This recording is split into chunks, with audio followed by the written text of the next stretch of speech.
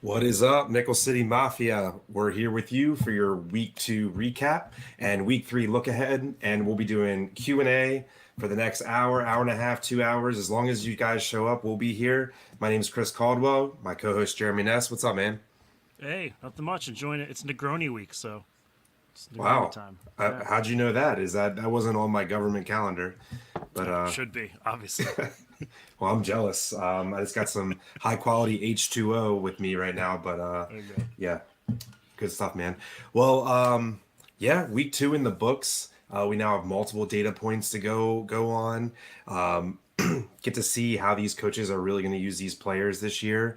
I'm excited. The games this week, for my money, were a lot more interesting, higher scoring. We had some big fantasy outputs. So, what was your big takeaways from this week? Man, Puka, he went off for me. I was saying start him. It's Niners. I don't care. Start him anyway.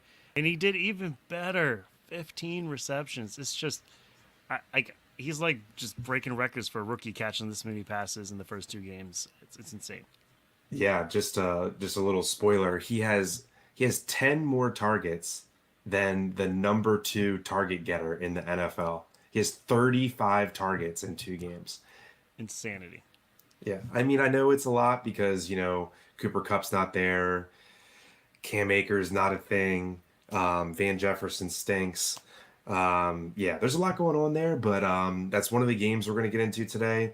We have 6 games picked out to kind of breeze through and recap, but definitely taking questions whenever you guys want to drop them in the chat. Appreciate you guys coming by. Please like the video, subscribe to the channel. Jeremy and I do this every week. And yeah, we'd love to hang out with you and answer your questions. So yeah, we're just going to hop in and recap some games until we get some live questions. So let's get going. First game that we're going to go over was the Thursday night football game, Vikings and Eagles. Vikings fought at 0-2. Eagles, on the other hand, improved to 2-0.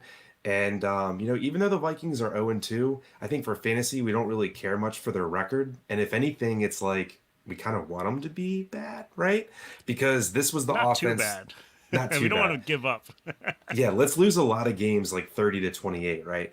But yeah, this is the offense we thought was going to be pass heavy and very concentrated passing volume. So the typical suspects went off this week, right?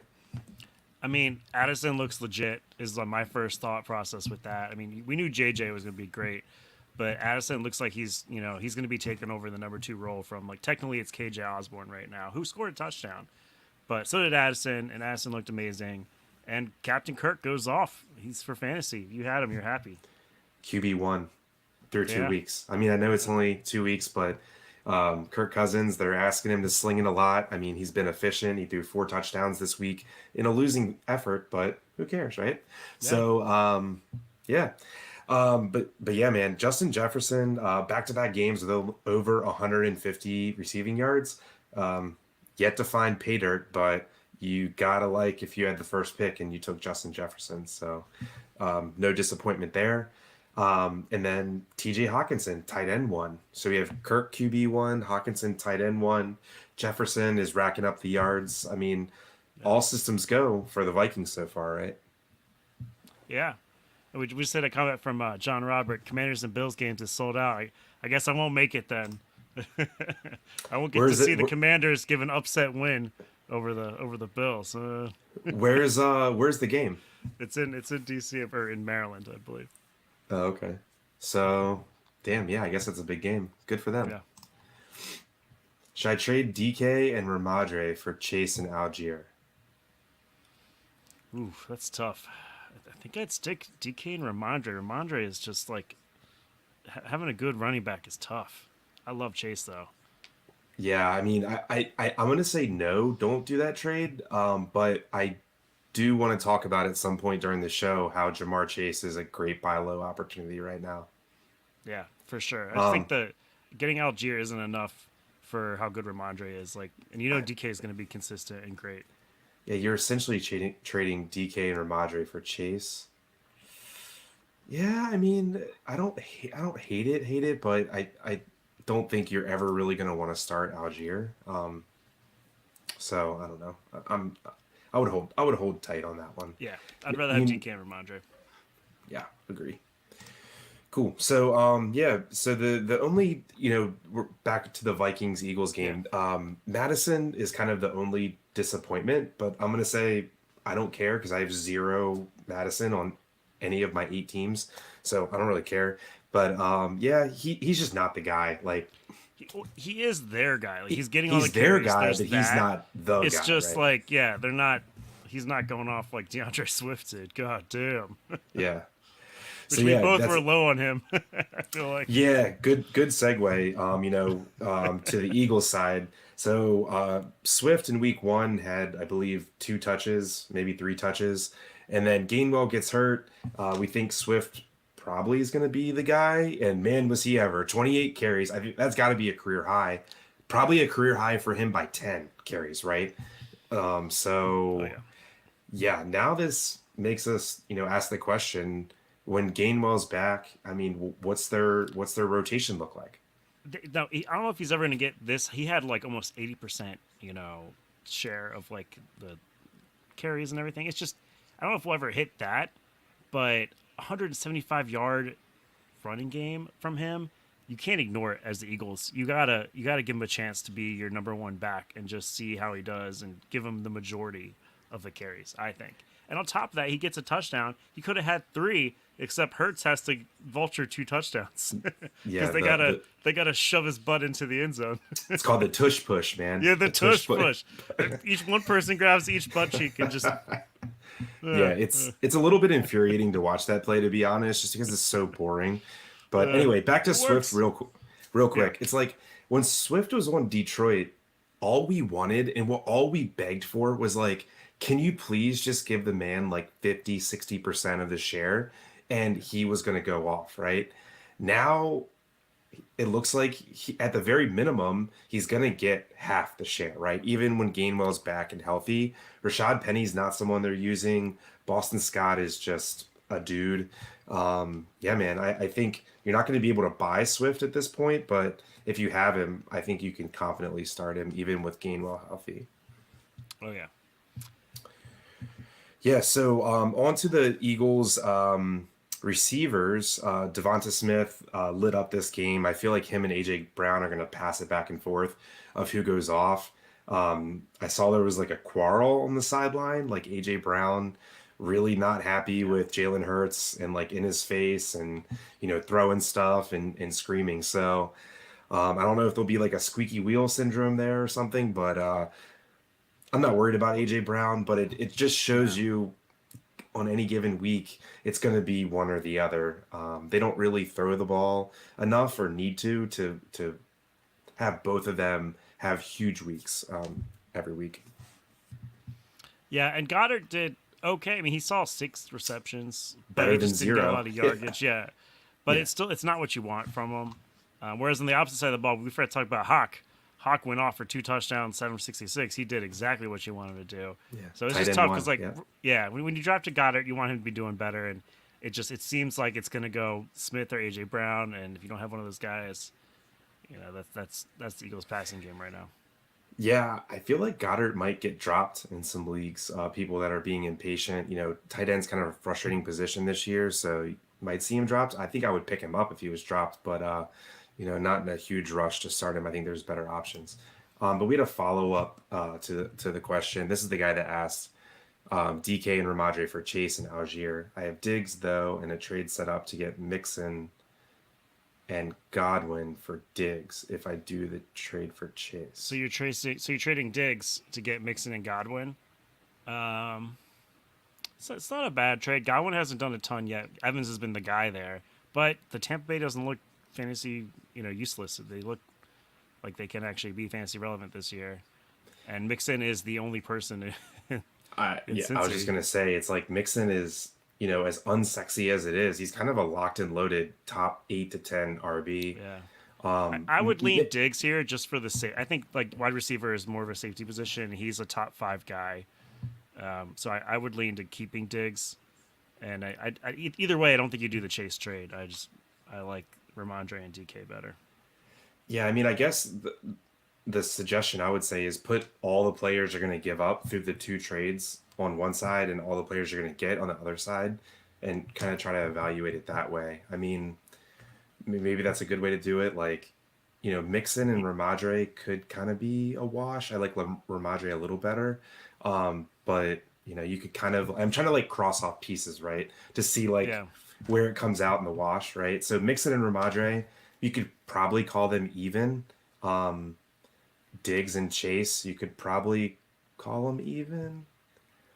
So then it's just, what is it now? Godwin for I DK. think yeah, I think I'd rather have Diggs, DK, and Ramondre over mixing Godwin and Chase. Yeah, I'm probably with you. I think we like your team better as it It's is. it's fun to trade. Don't get me wrong, it's fun to trade, and those Hmm. aren't bad. We're not saying they're bad trades. We just like your side of the trade better. We think you already have good pieces in those guys, and those are pieces I wouldn't trade necessarily. Right. Yeah. So I don't know. We like both sides of your trades, but maybe keep poking around for Chase, and if he'll take something a little different. Okay. Well, moving on from the Eagles game to a game with a different bird. Ravens. Ravens improved to 2-0. Cincinnati drops to 0-2 for the second straight year. Joe Burrow is QB 32 in fantasy football Oh, this it's year. killing me, killing me. Unreal. And then on the last drive of the game, seemed to hurt his calf again. I don't know if he just, was kind of bummed that they were losing and the game was just about over, so he was kind of like No, he's overly questionable. limping. He's They're questionable. saying he might not play Monday Night Football. He might not play. There's Wow. a chance he sits just to, get a little better. I don't know, but it's so frustrating. If you have Burrow, you're expecting him to be this top five guy every week, and just to get such horrible games, and it's affecting the. I mean, we saw T still had a great game, but Jamar Chase has had two like games where he hasn't really done a ton. Right. Yeah. It's So tough. I know, and you got to think it's a good buy low spot for Burrow. Especially if you have another playable QB, and he Yeah. does sit this week. There's probably leagues where the team that has Burrow doesn't have another QB, and they're a little bit scrambling right now. So Burrow might be a nice. I mean, he is a good trade value because he's not going to finish the year out of No. the top 12 to 15 quarterbacks is not happening. So yeah, I like Burrow and Jamar Chase as buy lows. Um, let's see. So the Ravens, I think the Ravens had like the most Ravens game that they could have. In that, I mean that because they had three players with over 10 carries. That's frustrating, right? They had six players with three or more catches, and no one had more than six or seven. That's frustrating too. I just feel like the Ravens this year, they don't have like that tunnel vision offense that they kind of had in the past where there's only like one or two good pass catchers. So Andrew's always eight. Now it's like they're running back by committee and they're like receiver by committee, right? Well, This week Andrews it did was, eat. yeah, He came back and he ate. He did well. Five yeah, 45 and a touchdown. I'll take that all day. So like I will say he did get his, but hmm, this Nelson Aguilar coming out of wherever to score. exactly, Zay still did okay, but he didn't crush it as much as like a lot of us might have thought. yeah, Um, yeah, yeah, I will say with the carries, Gus and Justice split the carries, but Gus finds the end zone. I still like Justice Hill's passing side upside a little hmm. bit more. So I'm kind of like leaning more towards Justice Hill going forward a little bit. Me too. Even though Gus scored, Yeah. and had more yards, and he looked pretty good. He had two runs, around 20 yards. They both looked good. Justice Hill, he also had red zone carries too. I think he had two or three red zone carries, and Gus only had one. And he just happened to score on it. So Yeah. yeah, I mean, I like Justice Hill more moving forward. I saw that the Ravens are in on Cam Akers, so that just makes it even more muddy.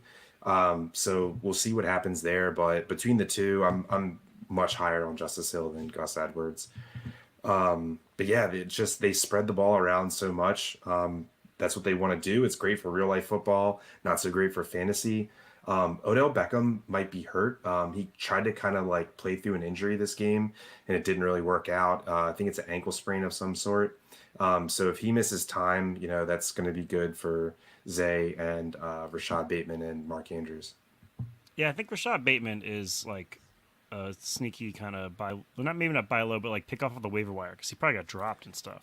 Because Yeah, I mean, with Odell out, this is great. I love this question because I was going to bring it up later.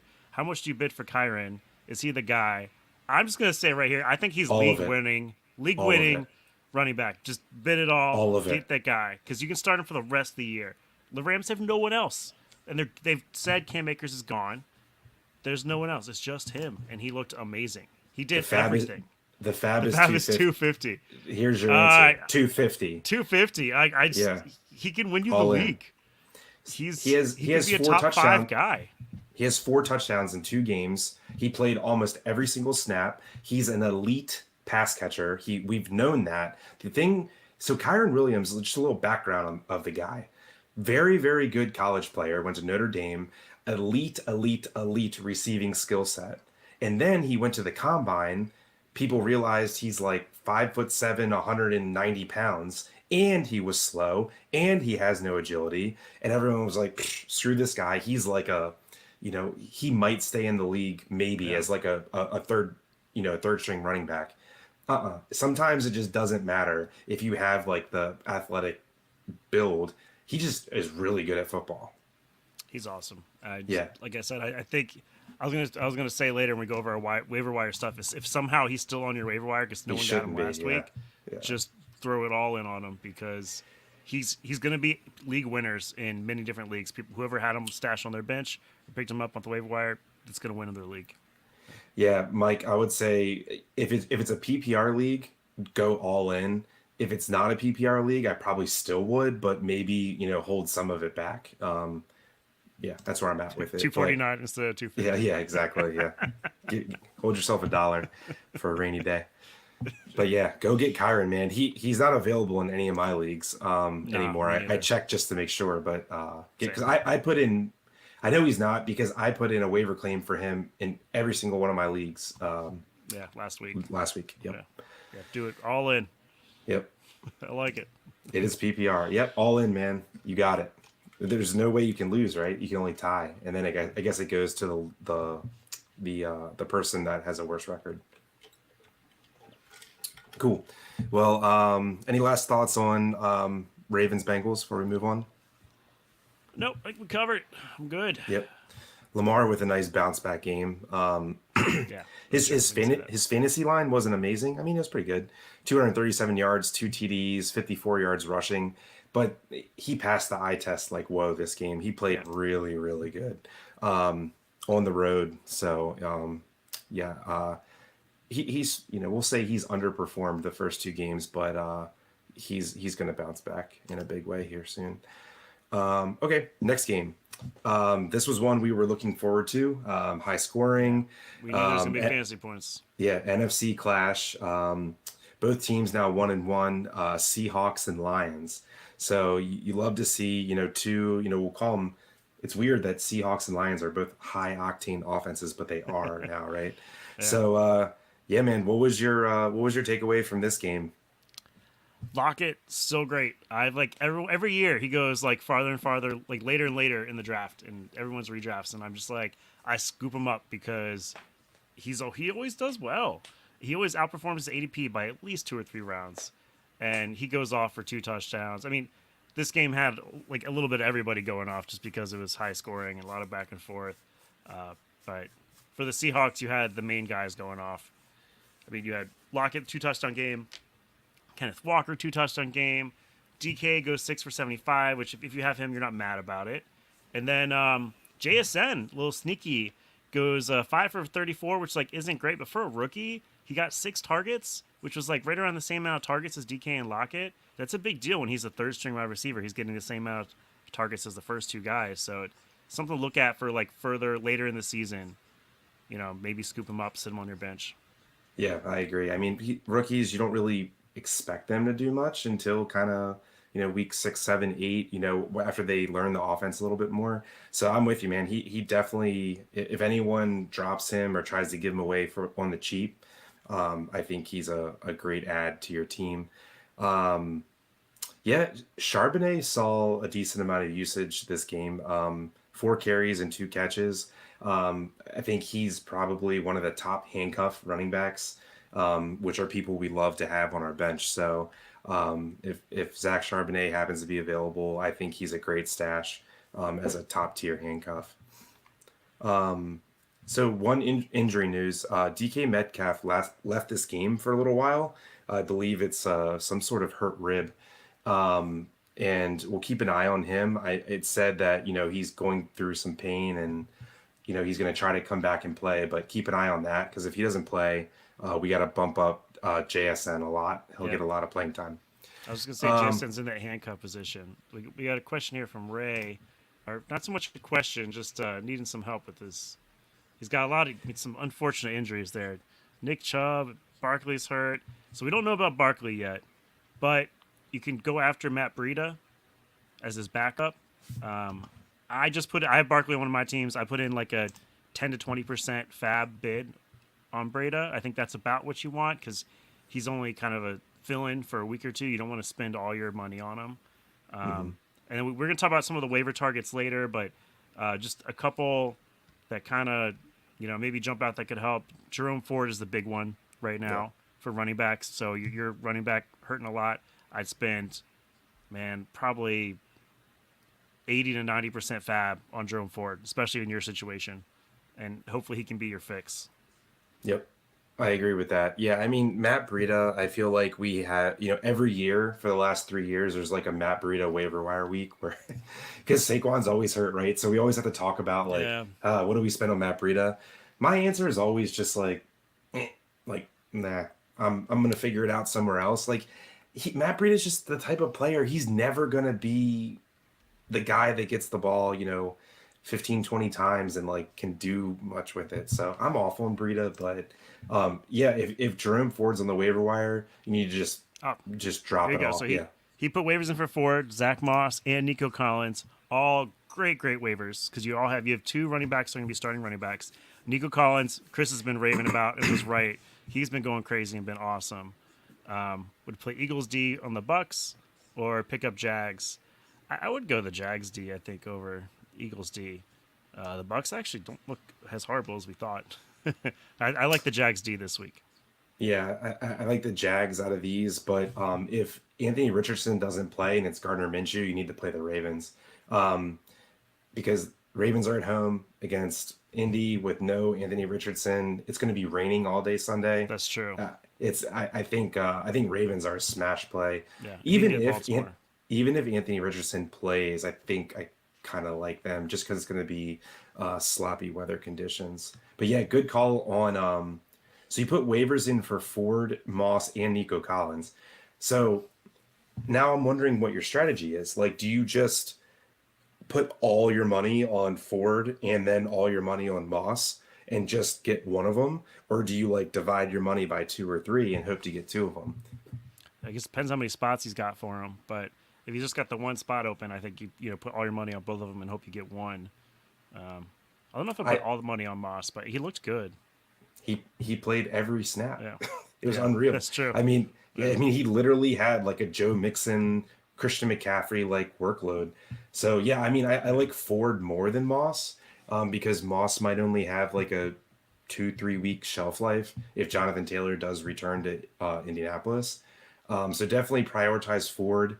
I would put all your money on Ford first of all, and then do another bid for Moss for a little bit less, maybe like half your money. And yeah, I think you guys know how I feel about Nico Collins, for being on this channel the last 2 or 3 years. He is the GOAT. And then we And missed a quick question from Untamed. He had one right before that too.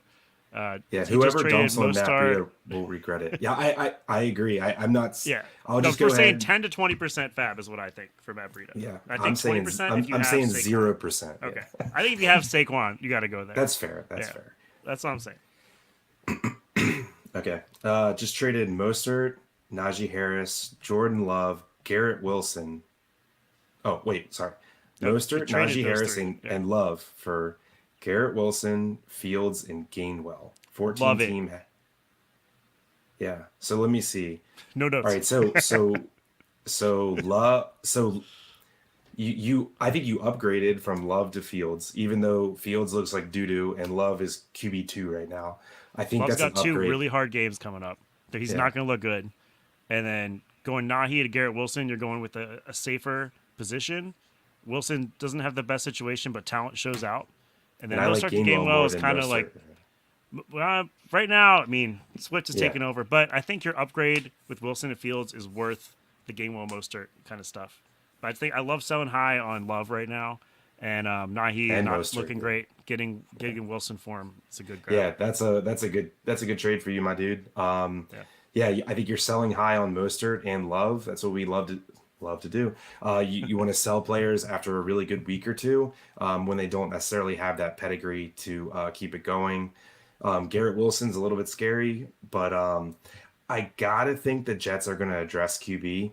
I think their team is too good to just ignore and throw this year away. I really don't think they're going to roll the whole year with Zach Wilson, my personal opinion. Okay, so let me see. Let me see. Going into the season, having Chubb and Barkley was exciting thing to look forward to. I will miss Chubb. Yeah, man. I think. yeah, dude, lots of I people. think. Yeah. Let's see. Thoughts on Kyron Williams and Garrett Wilson for Waller, CD, and Addison. Yes, Wait, what are you saying? What side's yes? I like the CD side. You're getting an upgrade from Wilson to CD. You're Hmm. getting Addison for free, who looks really legit, and then you're getting a Waller's probably top 5 tight end. He's not like putting up the points like huge right now, but the Giants looked a lot better this week. Don't get me wrong, I like Kyron a lot, but I just think getting those like 3 pieces, CD and Addison are pretty safe bets, and then Waller, especially if you're hurting a tight end to get Waller in there. I kind of like that side. What do you think? Yeah, I like the CD side because I think you can't really argue that CD is definitely an upgrade for Garrett Wilson from Garrett Wilson. We might not have said that too much 2 weeks ago, but CD's a pretty hefty upgrade from Garrett Wilson. Kyron Williams, he's like the new hotness, so it stinks to get rid of him. But Waller, top 6 tight end rest of year, and Addison has 2 touchdowns in 2 games. And Kyron also isn't safe. Like we've seen 2 games from him. We don't know that he's going to be a stud. CD is going to be a stud, and Addison again, wide receiver position is just safer than running back generally. Yeah, yeah. Should I trade Christian Watson for Swift? What do you think, Jeremy? Yeah. Kristen Watson's hurt. We don't even know when he's going to come back and play again. And we've seen like 3 different wide receivers from Green Bay all of a sudden do really well. We don't know how he's going to slot right back in that offense. Maybe he's going to come back and be the alpha again and just go crazy, go nuts. But if he does, seeing Swift go crazy for the Eagles, I think you're kind of buying at price for Swift right now, and I'm not mad about it. Right? Yeah. Maybe even a little. You're getting it for cheap a little bit. I mean, it kind of depends your team makeup. Obviously, you're doing fine without Watson because he hasn't played yet. I mean, you're not playing him, is what I'm getting at. I would take the Swift side. Yeah. Because wide receivers are just easier to replace off the waiver wire than running backs are, and you never know. Swift could just be that dude. We've all at one point Swift was like dynasty RB1 or RB2 like a year or two ago. We're not that far removed from it. Yeah, man, let's roll with it. I mean, I like that a lot. And Green Bay is just gonna, let's not forget, Green Bay likes to run the ball. They have Aaron Jones and AJ Dillon. They have tons of young receivers trying to make a name for themselves. I like Watson, but we don't know when he's going to play, and you have to have guys that play. Should I try to trade Monty and DK for Ridley and Swift? Yeah. I mean, he's going to say there's no way that guy does that trade. Ridley's coming off a bad week, so maybe he thinks he's getting an upgrade, there for DK. But Maybe they like DK Monty's a lot better out than Ridley. like 1 to 3 weeks. Yeah, Monty unfortunately is hurt, so you might have trouble with that trade. But if you can't do it, pull it off, man, for sure. Well, so I would say there's like a 1% chance that this guy would do this trade, I would add something else on your side because I think Ridley is like equal to or greater than DK, and Swift is way, way, way greater than Monty because Monty's hurt right now. So, yeah. So, cool. All right. So, let me see here. We were talking about the Seahawks. We can move on to The the Sun Lions. God, Yeah. who doesn't get in the end zone, but still has a great game. I mean, the guy is just fantasy gold. Wherever you drafted him, you're so happy you have him on your team. I don't have enough of him. I think I have him on one team, and that's it. Like, he's very good. Yeah, agree. He's wide receiver 15 on the year. Probably only going to get better from there once he starts scoring some TDs. But yeah, man, it's gonna be interesting times because David Montgomery, looks like he's gonna be out 1, 2, 3 weeks. So it's Jameer Gibbs season on the ground, which means more targets available. Jameer Gibbs had 7 catches this week, so 7. That's yeah, huge that's for a what we want rookie. to see. That's what we want to Yeah. see. So I mean, this doesn't look good for Dave Montgomery because even if he's only out a week or two, Jameer Gibbs is about to like Took your full. job. Yep, your job's gone, man. Um, so yeah, I mean, I think this is the Dave Montgomery injury is good for Amon Ra too. It's good for Sam Laporta, and Josh Reynolds has been like low key just like doing his best like Chris Godwin impression. Like 6 catches Yeah. for 60 yards like every game. And he grabs 2 touchdowns. I'm sure he's on everyone's waiver wire. I don't know that I'm picking him up because you just like this could be the only game he scores. Like like you just never know. It's too iffy. But Laporta, his line looks good, 5 for 63. That's what you want in a rookie tight end. Seeing the receptions go up and up and up. If you have him, you're happy. If he's available, grab him if you need a tight end because it looks like he's going to be getting regular targets. Yeah, so it looked like when Dave Montgomery went down, Craig Reynolds is the person who stepped up. I'm Other not, Reynolds. yeah, the other Reynolds, right? I'm not running to spend any money on Craig Reynolds. You know, I, he messed around and had like 1 or 2 good games last year, but he's like a third year, 27-year-old running back who's yeah, don't go there. Yeah. Yeah. Okay. Let me see. Ray had one more thing. He asked in our fantasy group chat to trade Swift. Okay, say you'll do Go it. for it, And man. Do it. yeah, Crush that trade. cool. Well, next game, because we are on Nickel City Mafia, Buffalo Bills channel. If you guys are around and watching right now, we appreciate you. Please like the video, subscribe to the channel. This channel is primarily Buffalo content. We also do some fantasy football stuff, some golf shows, but 80%, 90% of what you're seeing on this channel is Buffalo Bills. And if you have any friends that love the Bills or you love the Bills, make sure you subscribe. These guys are awesome. So, with that being said, let's get into the Raiders and Bills recap. Both teams now 1-1, and the Bills just have an absolute get right spot at home against the Raiders, and they had their way with them. Yeah, it was. I mean, we all knew they were going to bounce back. I thought Burrow and Allen were going to bounce back. They did not. Burrow did not. Allen did in a big way. And just the Raiders, nothing on the ground. Like Jacobs just couldn't get anything going, but he gets 5 for 51 in the air, which is what you want from Jacobs. I think he's a huge buy low because it's going to get better for him. He just went up against a good Bills D, and they were also down, so running the run game couldn't really get going. I think he's a big buy low, and then of course Devontae Adams is just Devontae Adams. The man always puts up fancy points. He Yeah, could be still a thing. Yeah. right. You could throw to him, and he would put up fancy points. Like it doesn't matter. It really doesn't matter. And then my other big takeaway is just James Cook is legit. He's absolutely legit. They love him there. They're going to use him a ton. 123 yards. He's had four catches for 36. If you have him, you're happy. You're starting him every single week. You don't have to worry about him because at the beginning of the season, people were like, "Is he going to be the guy? Is he Yeah. not?" He's the guy. Don't worry about it. Locked in. And the Bills' offense, you want their RB1. Right. Yeah. So this dare I say this was James Cook, coming out party, right? Yeah. 21 touches for north of 150 total yards, and he had two touchdowns vaulted from him.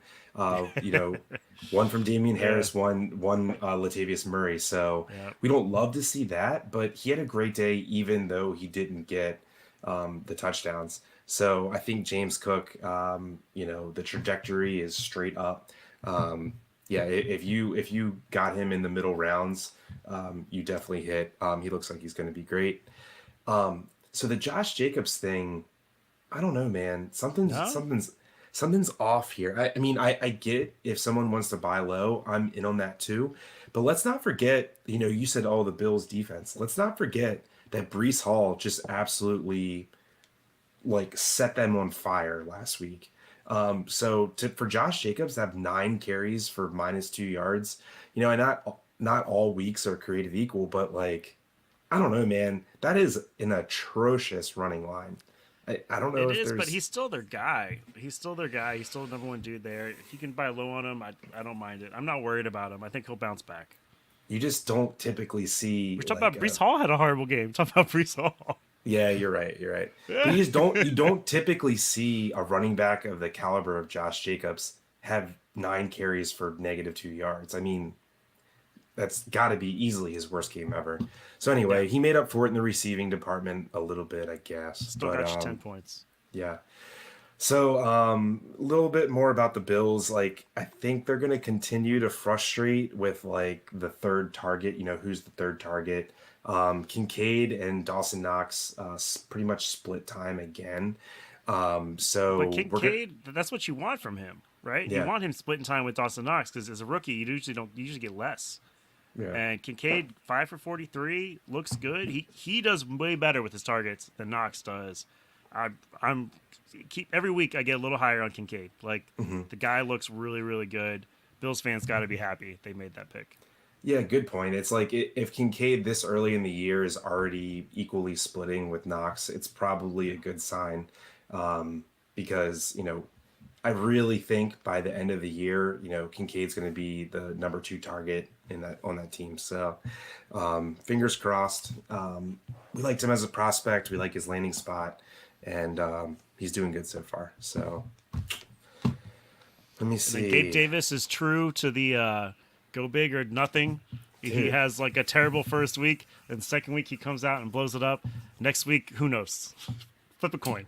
Is he he's like the most like diabolical receiver in the NFL, right? I mean, he's like Nothing or everything. he's boomer bust. Like Yeah. it's absolutely crazy.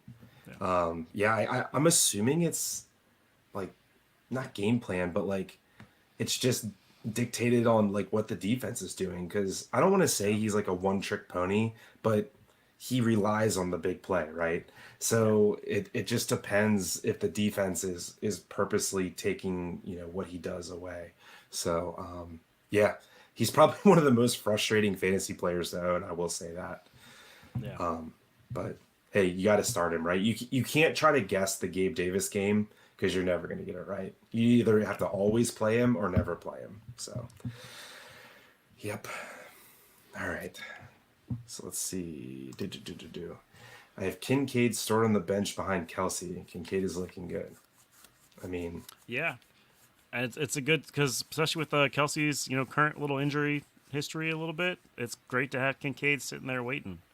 It's or good I backup. would say you're probably one or two more games like this from Kincaid, and you probably have some good trade bait. You can either Yeah.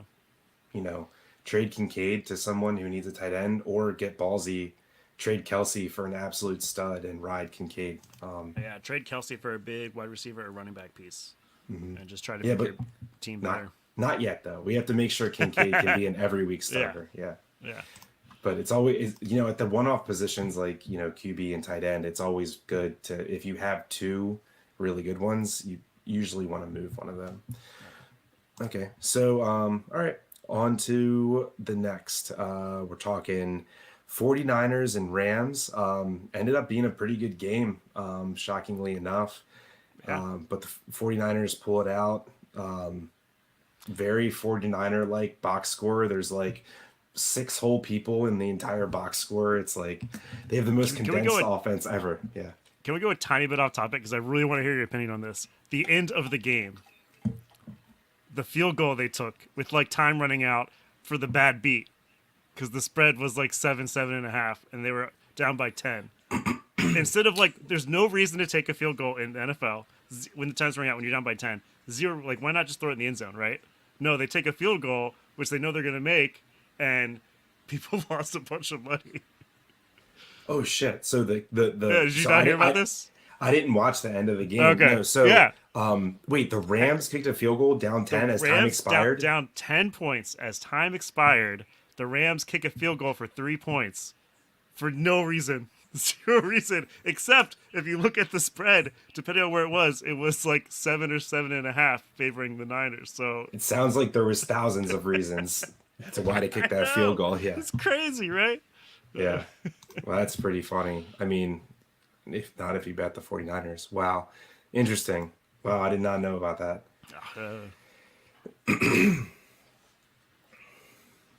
The worst team in this league has Aaron Jones and Akers and Singletary. That's it. I could easily give them Monty. Well, I don't know that they would want Monty, my man, because he's not He might going not to be play. playing. Yeah, that's the So- tough thing. It's tough to trade a guy who's not playing. You're kind of stuck with him. Yeah. So Monty's probably a really tough trade this week. I'll be honest. Because yeah, I mean it's hard to trade someone who's hurt unless you get back someone who's just really not as good as the player you're trading. And a different team also has 3 good running backs and needs a wide receivers. Yeah. Okay, cool. Well, keep working it, man. It doesn't hurt to offer trades. Yeah. So Offer away, see what happens. Go after, pick one of the running backs. Go after maybe his like quote least of the good 3. Mm-hmm. See if he wants to get rid of him. yeah, agree. So yeah, back to the 49ers Rams game. So 49ers pull this one out. Brock Purdy, nothing more than a game manager in this one. Doesn't throw a touchdown pass. Doesn't do anything on the ground. So disappointing game from him. He runs for a touchdown, I think, right? Did he? He gets in. Oh yeah, he snuck one in. Ah, that's right.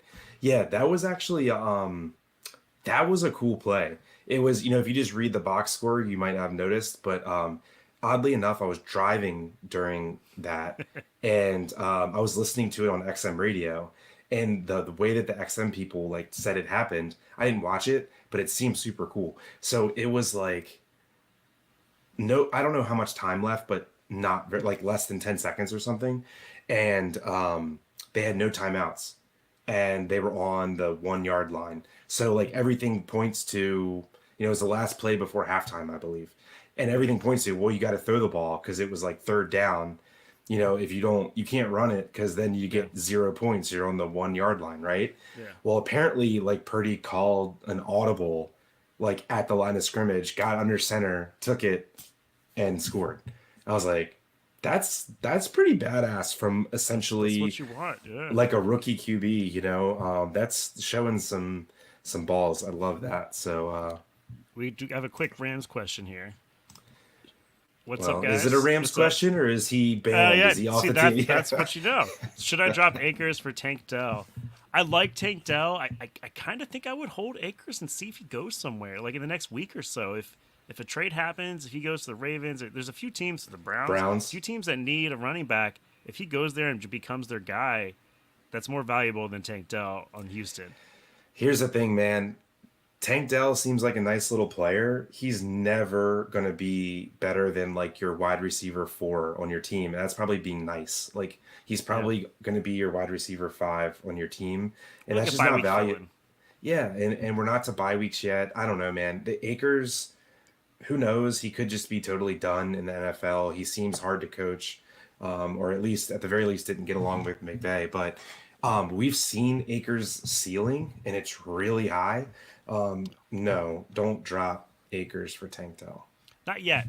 If after a week or two, if the trade rumors are nothing and they release him, he doesn't do anything or go anywhere, then it's probably safe to get somebody else on your team. I think right now, like today, tomorrow, the next day is the worst time to drop Akers because, we'll see where he goes. He could go to a terrible situation where he's like clearly firmly the backup or the third string, and then maybe we're down on him a little bit, but you got to hold out and see where he goes because Browns would be a slam dunk. Ravens, he'd probably be, you know, the number one or number two there. Yeah, just hold on to him for now. Yeah, we get it. It's tough to stash someone on your bench that is like worthless right now, but you got to do it for a little bit. Yeah. Especially if you're not playing Tank Dell. I mean, they're both getting 0 points this week for you, right? So you might as well have the guy with the higher upside. Okay, speaking of high upside, Christian McCaffrey just plays every play, gets every running back touch, and refuses to recognize his own age and usage. And he's amazing. Now I have a question for you about Christian McCaffrey. Knowing what you know today after 2 weeks of NFL, if you were drafting, is Christian McCaffrey the 101? Oof. I think I still want Justin Jefferson, but I think he's 102 now. Like, well, it's probably Jefferson, Tyreek Hill, then Christian McCaffrey for me. Because Wow. Chase, we've seen something going on in Cincinnati. I don't know what's going on there, but he probably slips to 4. Yeah, agree. I mean, I just think this is the way Christian McCaffrey was used 3 years ago in Carolina, and he's still being used the same way. Like he might be Captain America. Like he He is is. just No, he is. Yeah. like the guy. I know he had some injury problems, but this usage is just unreal. The offense is unreal. There's just no signs of slowing here. And that's with them using Debo as in the rushing game too. Debo still gets 5 rushes, 38 yards, and a touchdown, and that's quote taking away from CMC going off. Like Hmm. it's crazy to think that even with them using so many different weapons, so many different players. But with that offense though, the one big thing is Ayuk has a really down game after his giant week He got 1. hurt. That's why Yeah, he but it's yeah, he has a shoulder problem. I know that after the injury, he kind of only played like half the snaps yeah. after he got that injury. So I know he's probably going to be, questionable this coming week. So might be a nice week to, definitely play Debo. Maybe we hope for a bounce back from Kittle because he hasn't really been doing much. But yeah, keep an eye on Ayuk. Doesn't really look great. And then on the Rams side of the ball, I gotta say I got this call totally wrong. Higby seems worthless. Am I right? I I just thought there was gonna be something there, and it's the Kyron Tutu Atwell and my boy Puka show. Yeah. Yeah, you got to say with with Matt Stafford throwing the ball 55 times and Higby had 12 yards, it's probably time to give it up.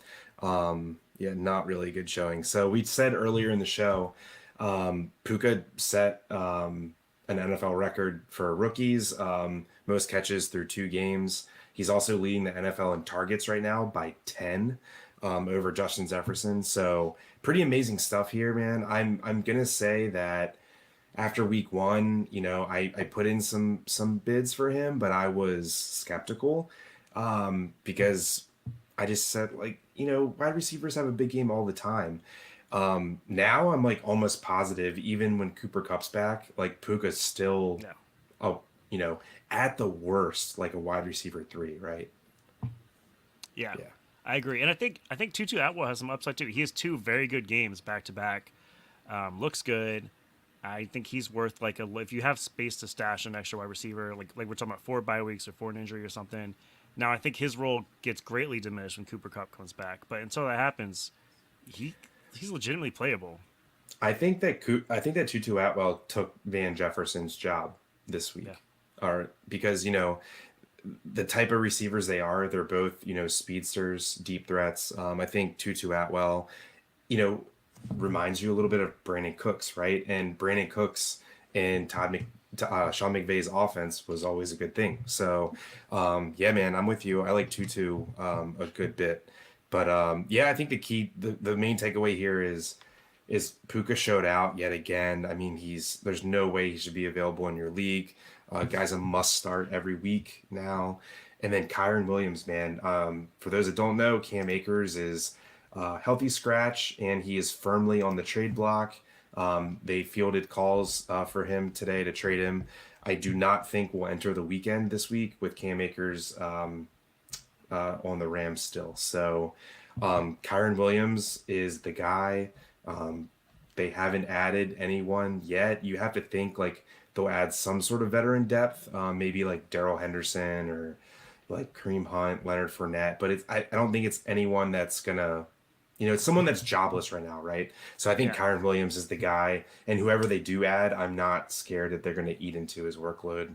He's looked really, really good. Spend all your fab on him if he's there. We've already said it. Yep. Just do it. So I'll ask this because like, well, we're not to the waiver section yet, but the waiver wire out of the week is pretty much Jerome Ford, right? Yeah. With the Chubb injury. Would you prefer Kyron Williams or Jerome Ford? Kyron Williams for sure. Yeah, We me haven't too. seen By Ford do by it 2 weeks in a row. We also don't know. They're definitely bringing somebody else into Cleveland. It's not just going to be Ford and Pierce. Pierce Strong. Sorry, excuse me. Pierce Strong. But Yeah, they tried out Kareem Hunt today. here's a great question. Yeah. So speaking of Jerome Ford, thank you for the question, Joker. Please like the video and subscribe to the channel. We answer questions every Tuesday or Wednesday about fantasy football. We hang out for an hour and a half and answer questions. So come on by. Appreciate you stopping by. So who to drop for Jerome Ford? Full PPR: Khalil Herbert, Tyler Algier, Alexander Madison, or none. I also have Chig, but I'm dropping him for Kirk Cousins since I have Fields. Well, I'd rather start Fields over Kirk Cousins because you have the rushing upside there. I know Kirk's blown up. Don't get me wrong. I mean, having Kirk Cousins and Fields probably isn't a terrible idea No. because looks sketchy, but like Chig is 100% droppable. Yeah. I Um, drop Algier for Ford is my answer. yeah, I think, Madison is still the guy. You can't argue his workload. Khalil Yeah. Herbert, I think his days as a starter are limited because I think Roshan Johnson's going to take that job. But For now, he's the guy. yeah, for now he's the guy. But do we really like Jerome Ford a lot more than Algier? I guess we do, right? I think so. After seeing what he did, he's in the pass catching game and he's running the ball. And if he takes over that job and is the sole guy there, you're chasing upside. Because Algier, you're almost never starting, right? Unless it's a bye week or something happens to Bijan, you're not really starting him. Whereas Jerome Ford, if he's the guy there, you could safely start him every week if he's just the new Nick Chubb. Yeah, I'm with you. I like Ford more than Algier. I would say like maybe you have a wide receiver, like your worst wide receiver that I'd probably rather get rid of than Algier, just because he does look good, and if something were to ever happen for Bijan, he's that offense just can't help but run the ball. True. So thanks for the question, man. Appreciate that. Okay, so we left off, touching ourselves over Kyron Williams. Yeah, he's the man.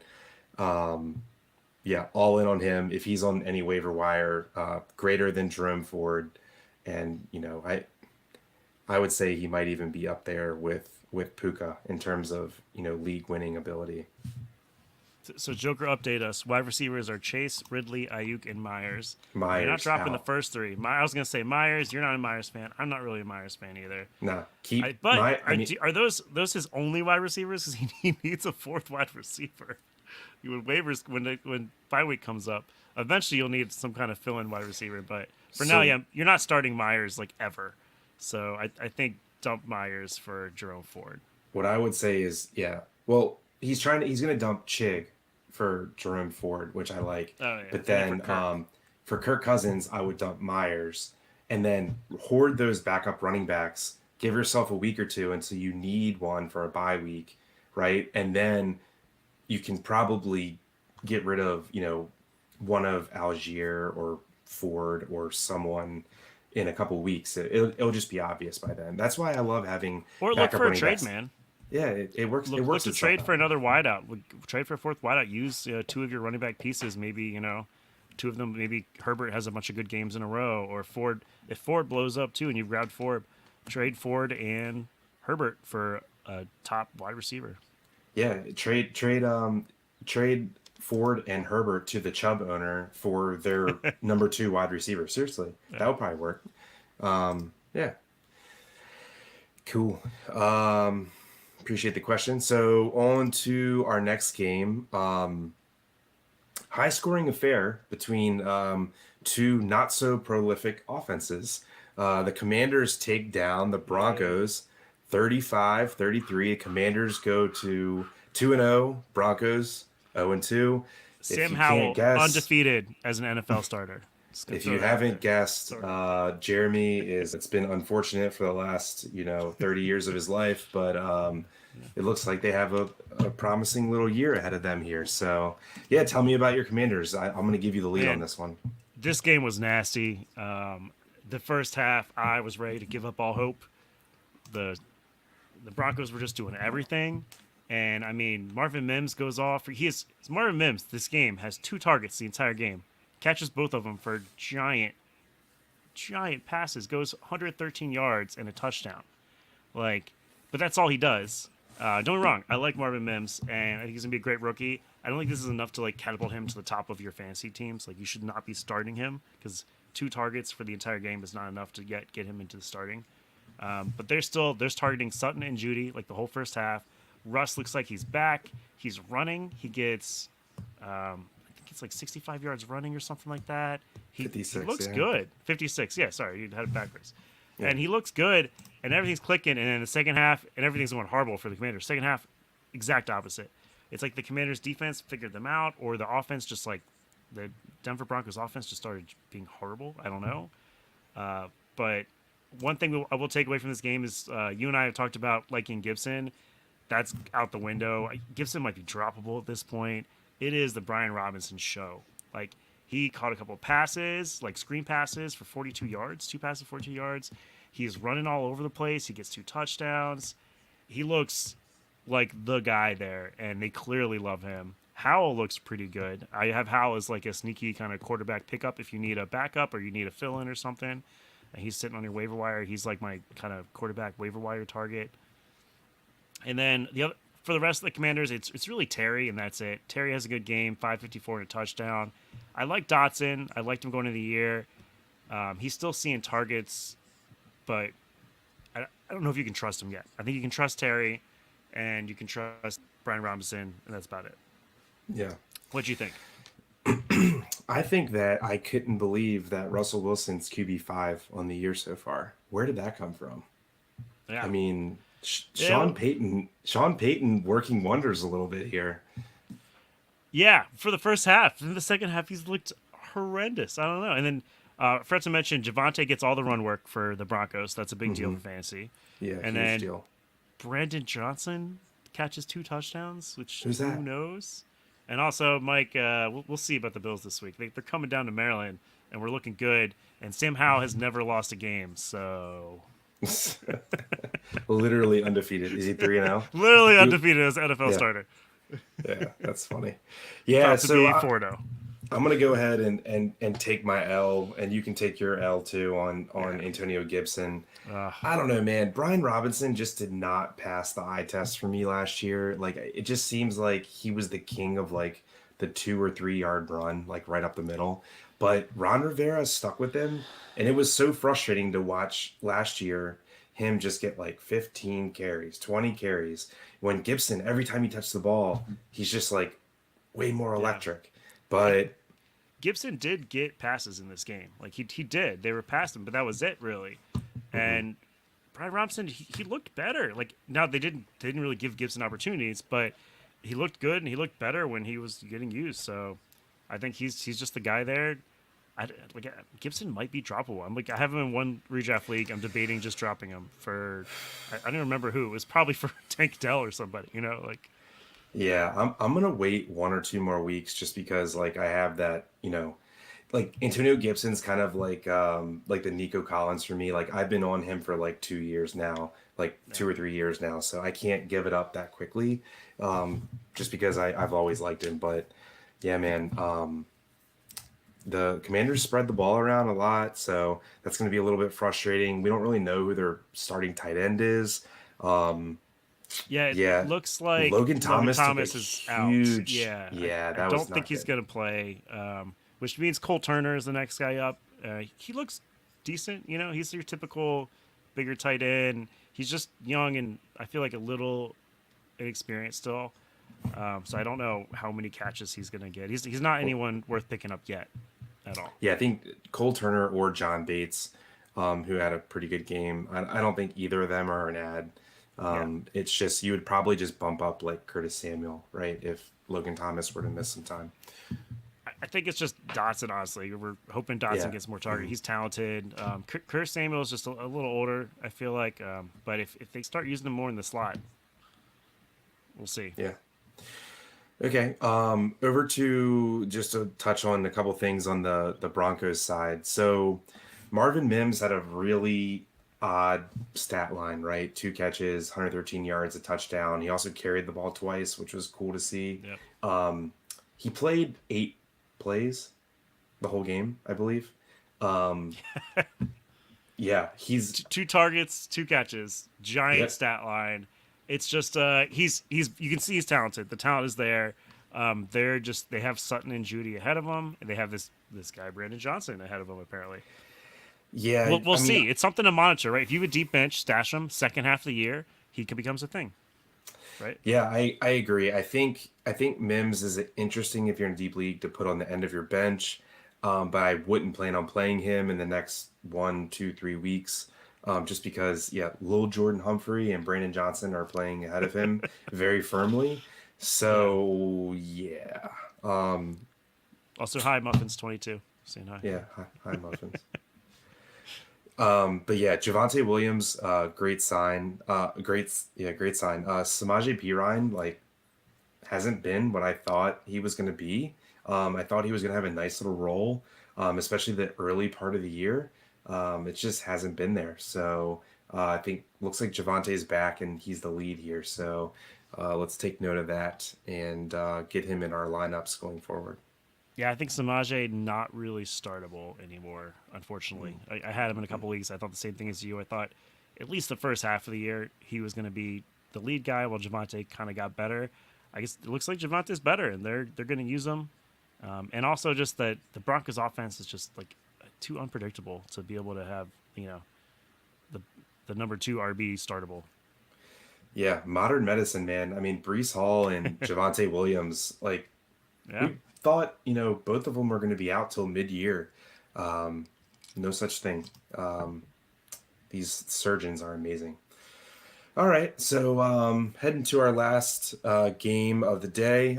Thanks for those that are still hanging out in the channel.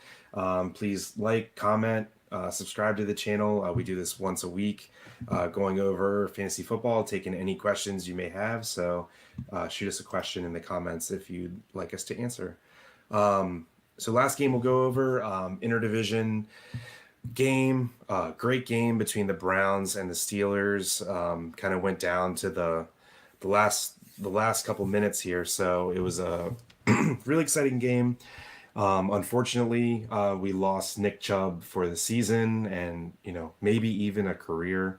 I hope not, because man, did he look so good. He's so fun to watch. He's just like such a talented runner. He dominates. It's Oh God, crazy. Yeah.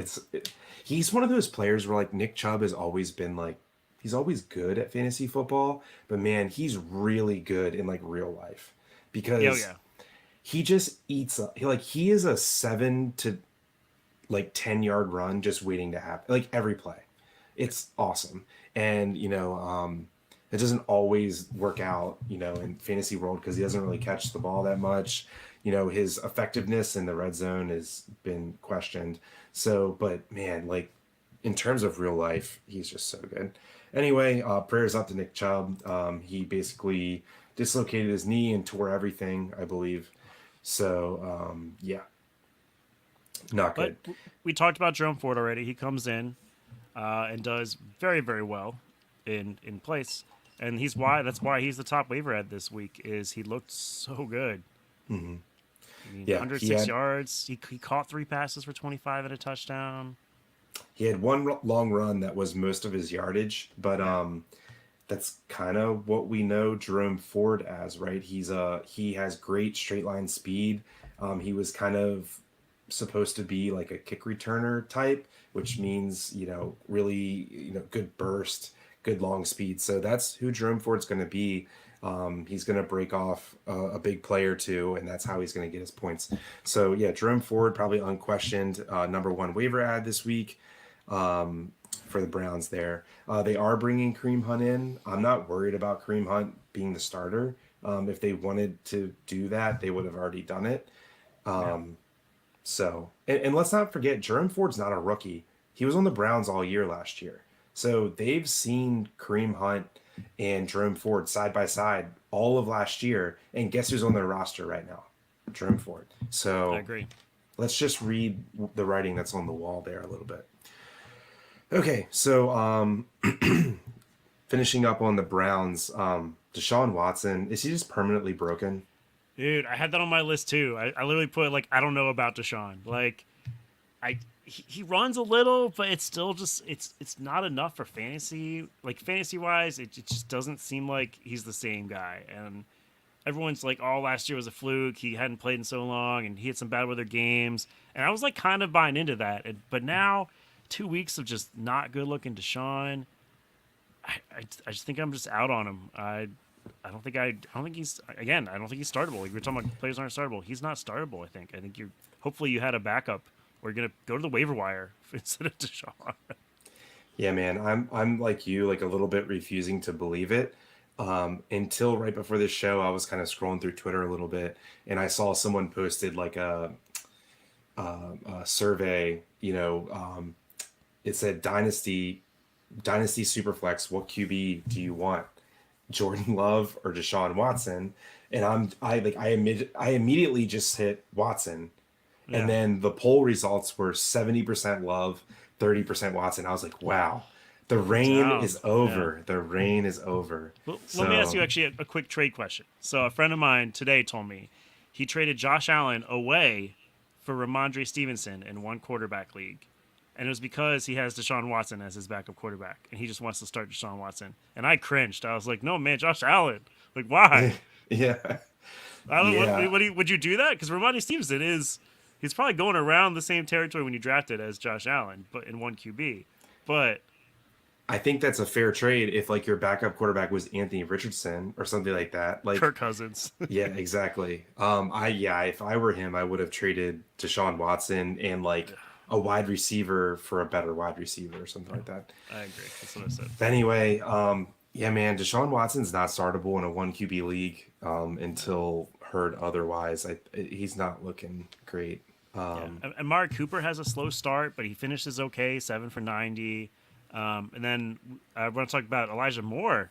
He only goes 3 for 36, but nine Nine targets. targets, Cooper yeah. had 10, so they're playing him right up there with Cooper.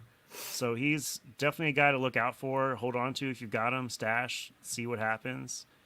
If Deshaun can get going and the offense get going, and then a quick little blurb: Njoku was 4 for 48.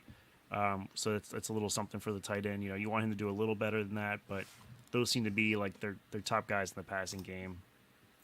Yeah, agree there. Let me see how Njoku is doing on the year so far. Yeah, he didn't have a good first game, did he? No, No, he did nothing. Never mind. Yeah, dude, tight end landscape is so shitty. it's tough. I, It's tough. so tight end 1 and 2 in half PPR, Hawkinson and Henry are both averaging 14 points a game, and then tight end 3 is averaging 8 points a game. It's just Yeah, complete vomit. It's terrible. But that'll work out. In a couple weeks, the cream will rise to the top there. So let me see here. We got a question in the chat.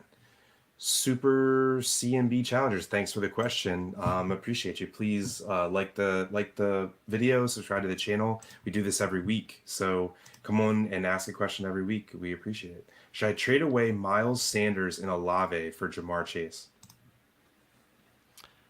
I love Olave. I'm gonna say no there. I mean, for this year, Olave and Jamar Chase, at this point, they're got to be pretty close in value. I think you probably have to lean Chase a little more. He's just got that insane alpha upside, legendary player situation going for him. But right now, he doesn't look super great. The Bengals don't look super great.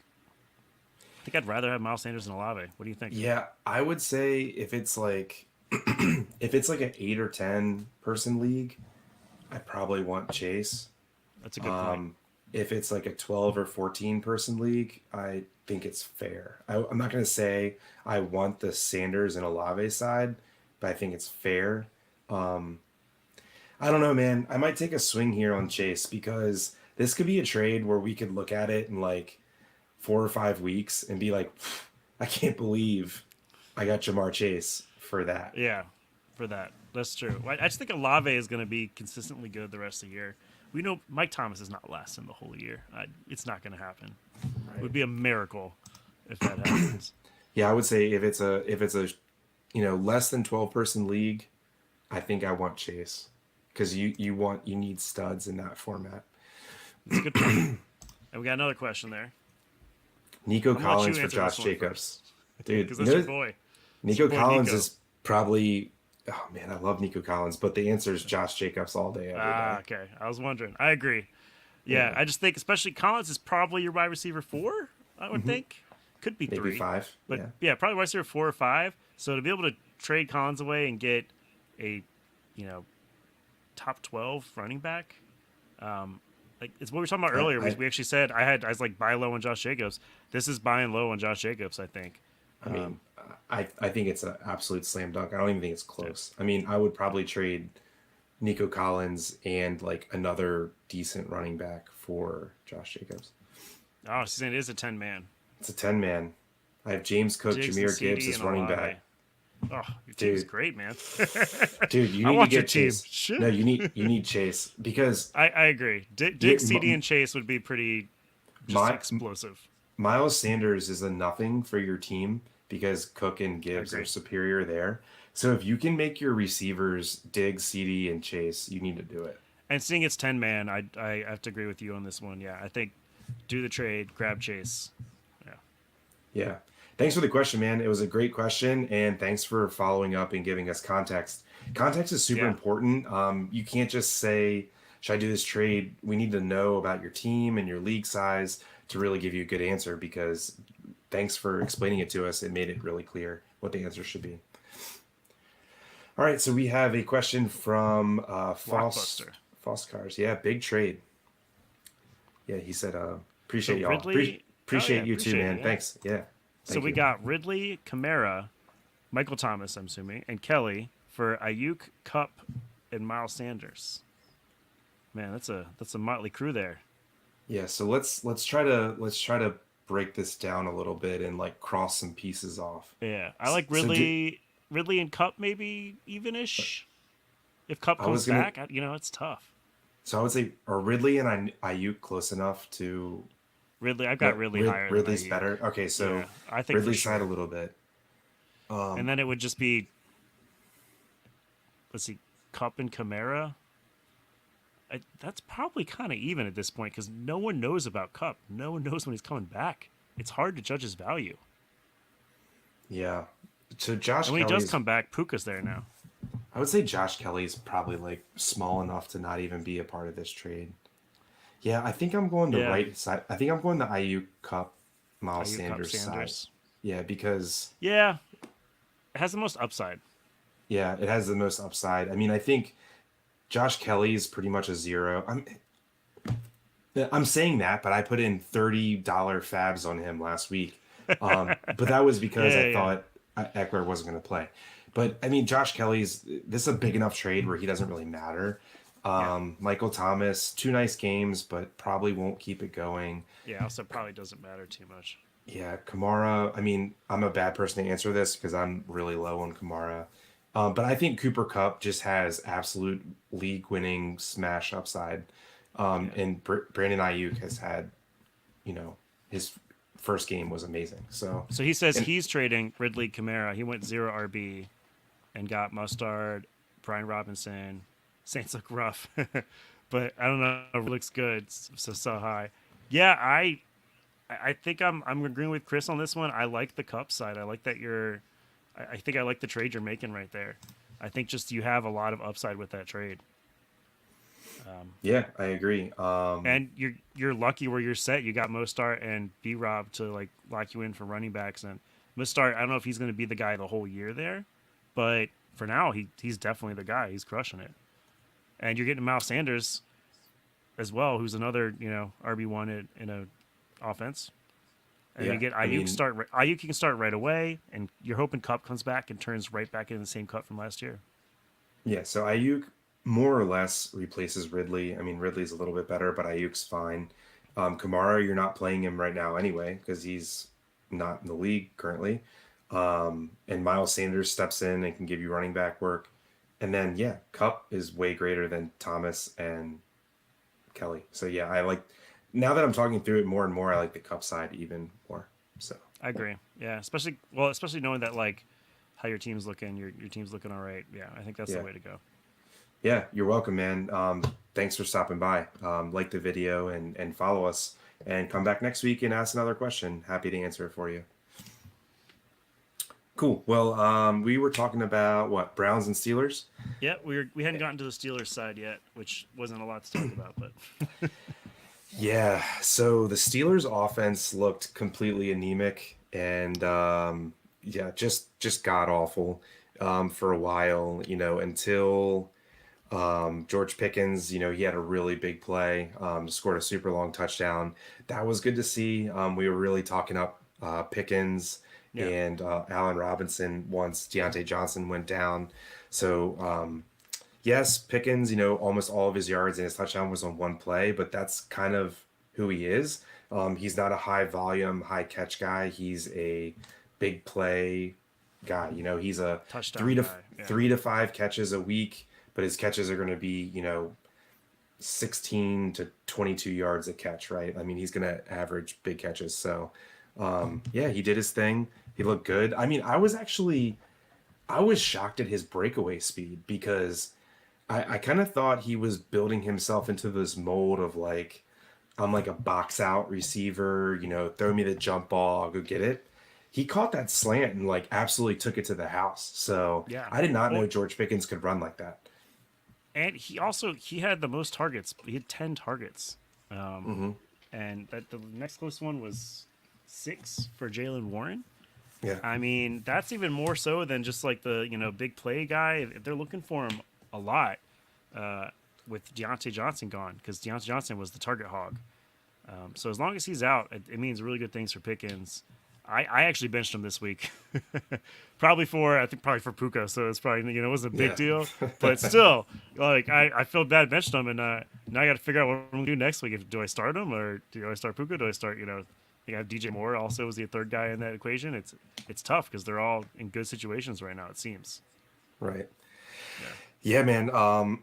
So yeah, the Najee Harris versus Jalen Warren thing is starting to get a little squirrely, right? Jalen Warren, is getting the receiving work, and kind of looks just better at football than Najee Harris. So I Does don't know man? how Oh, it's I don't know tough.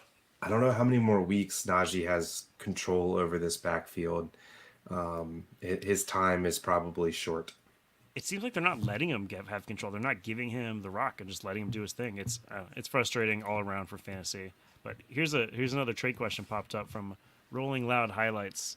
I like this one, man. If there's anything about selling high, you're selling high and getting a good return. So traded CMC and Puka for B Rob, Jacobs, and AJ Brown. Was a little desperate, lost Chubb last week and Dobbins the week before.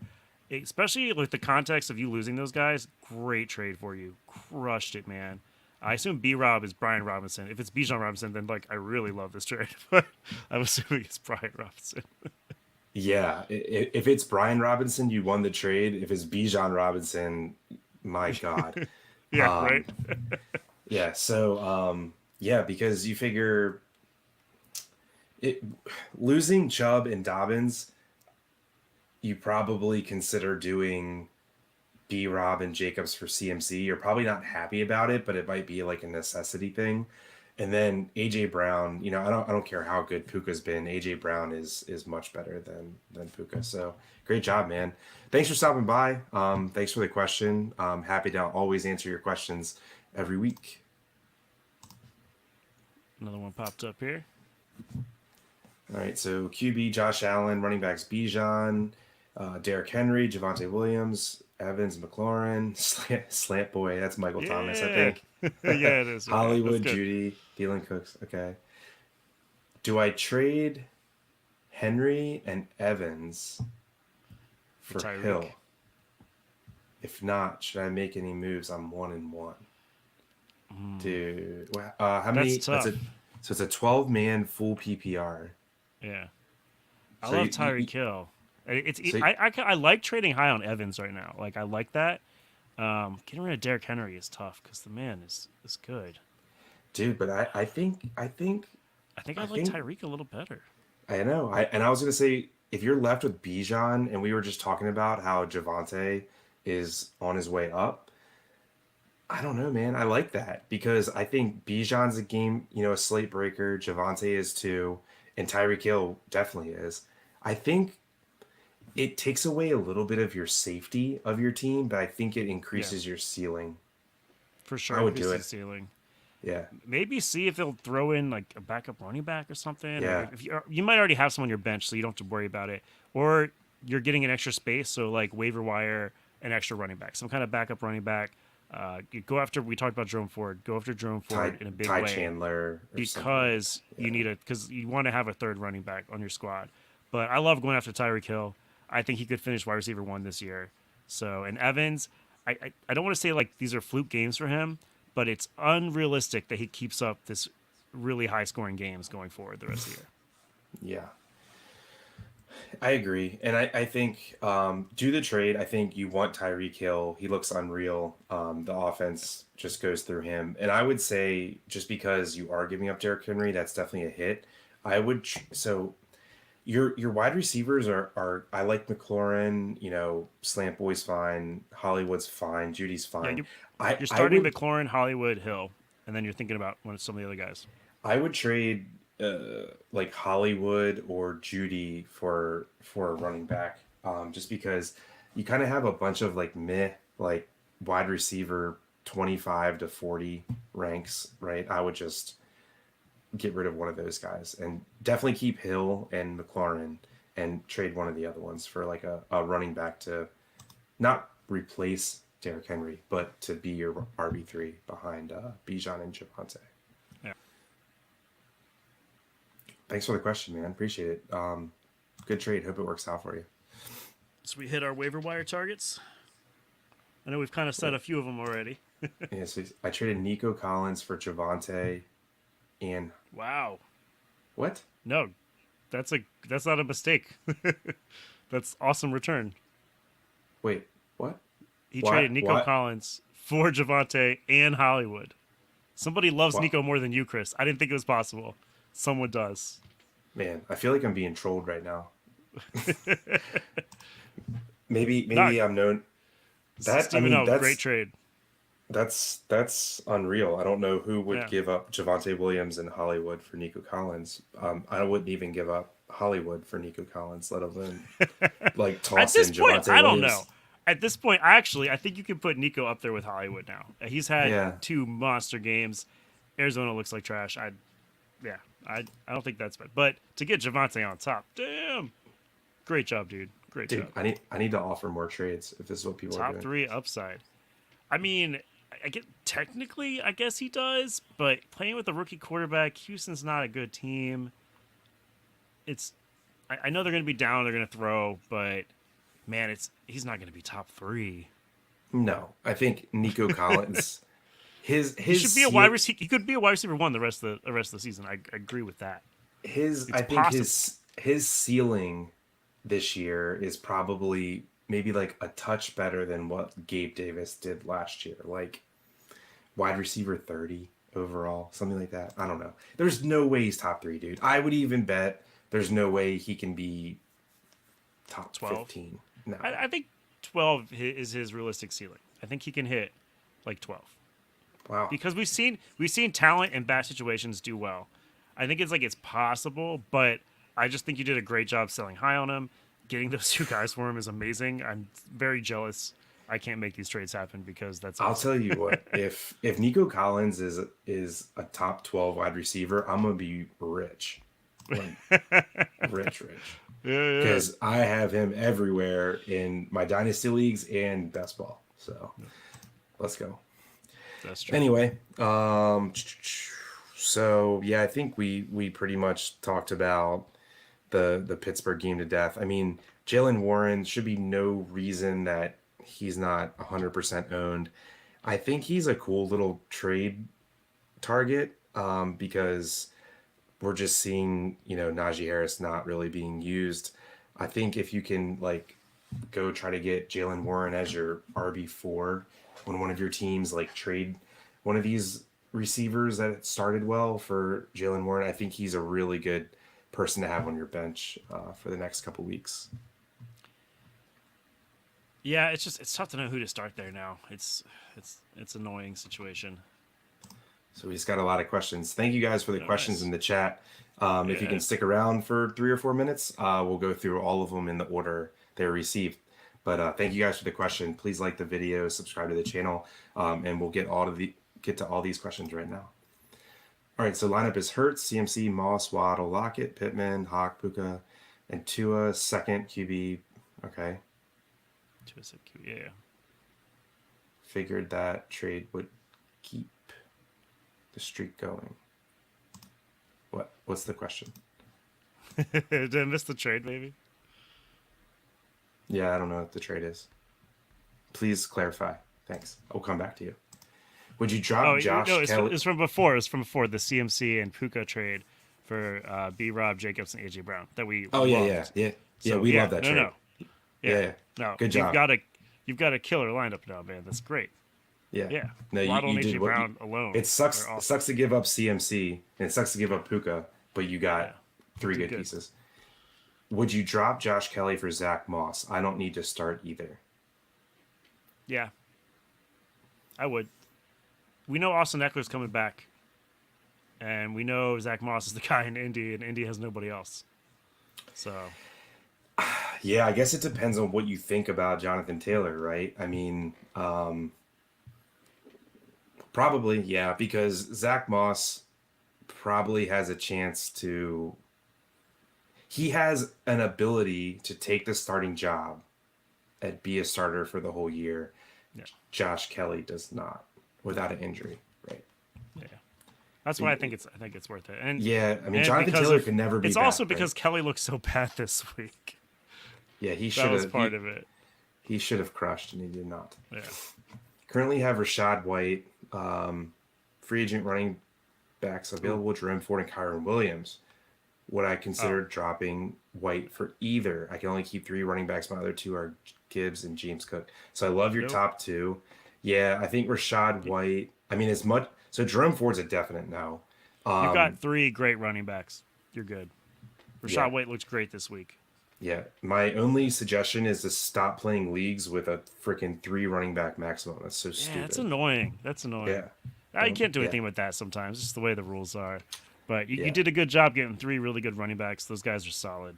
Great job. Yeah, I mean, I think Kyron Williams isn't that far behind Rashad White, but I think they're almost kind of like one and the same. I don't really know what you're gaining. Rashad White can do it. Kyron Williams, we've seen 2 weeks of it. We think you can continue, but Rashad White's more of a sure thing. Yeah. Pick 3, Waddle, Cooper, Nico Collins, Flowers, and Tutu Atwell. I love all the Nico Collins questions. This is awesome. It's like people know. All right, you pick 3. I'll pick 3. This is for week. Is it this just for week 3? I think it's just for week 3, right? I mean, Waddle's. Let's stop talking about Waddle. We know he's in there. Yeah, Waddle is a definite lock for sure, and Nico Collins I think is a lock as well. It's how he's been playing lately. Who do they play? So between the other 3. Who does Nico? Who do they play? Did they play the Jags? Maybe I'll look it up. Yeah, they play at Jacksonville. Yeah. Yeah, so and then the Browns. The Browns get the Titans, so I think I'm gonna go Amari Cooper there because the Titans can stop the run, they can't stop the pass. So Cooper would be my 3rd. Yeah, I think it's the first 3, but here's the thing. Oh man, the Ravens play Indy. Indy might have the worst pass defense in the league, but it's going to be raining. It's going to be raining, and it's also. Is Zay going to get the ball? Is Mark Andrews going to get the ball? Is Aguilar going to get the ball? Cooper's going to get the ball. Collins are going to get the ball. And will. I would say Waddles for sure, Nico Collins for sure, and then it's Cooper probably over Zay. But he has a really juicy matchup, but I would watch the weather, man. I mean, if it's going to be rainy and nasty like they said it's going to be in Baltimore, I would just not play Zay. It sucks because you're missing the good matchup with Indy. But yeah, the Browns Tennessee game has a possibility just to be really slow and ugly too. But probably the first three there. But you might have some FOMO with Zay Flowers. It's possible. So this was the Nico Collins trade we were talking about for Oh yeah, Javante and my Hollywood. league mates are burgers.